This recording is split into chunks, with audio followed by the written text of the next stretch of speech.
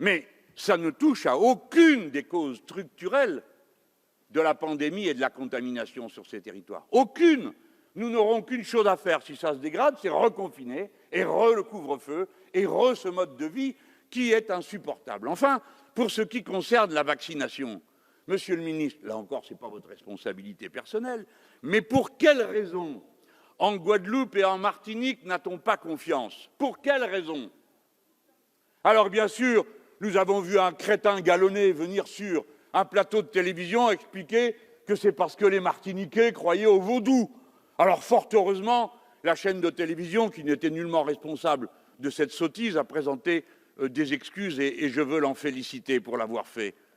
Mais enfin, pourquoi? Parce que ce sont les départements où l'on a continué à permettre l'utilisation du chlordécone, alors que tout le monde savait dans les autres pays que c'était meurtrier. Et depuis, il y a une culture de la défiance, collègues, on le croit ou on ne le croit pas, mais il y a une culture de la défiance qu'il faut lever avec la patience de la pédagogie, de l'aller vers, rencontrer les gens, comme par exemple le font nos collègues espagnols qui ont mis cette méthode au point. Eh bien, faisons-en autant. Et puis après, il faut arrêter de faire de l'idéologie là où il n'y a pas lieu qu'il y en ait. Parce que nous autres, Français, nous devrions être en ce moment à la rescousse des autres, et notamment de ces malheureux Haïtiens à qui nous ne pouvons donner qu'une aide finalement assez superficielle, alors que la France est en dette pour toujours devant Haïti à cause du sort que nous lui avons fait subir dans le passé et dont les remboursements se sont étendus jusqu'à 1982, puisque c'est jusqu'à 1982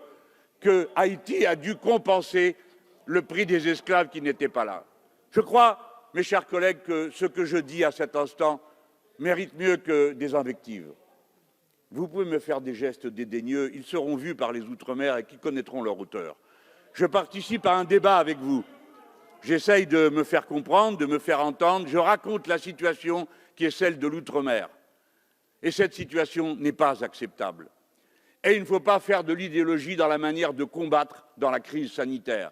Nous avons des voisins dans les Caraïbes. La France des Caraïbes a des voisins avec lesquels elle peut travailler. Les uns pour les aider, Haïti, les autres pour s'entraider. Je pense ici à Cuba.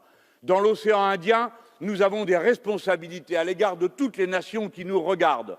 Il faut que Mayotte soit une avant-garde dans la manière de traiter les problèmes radicaux qui s'y posent.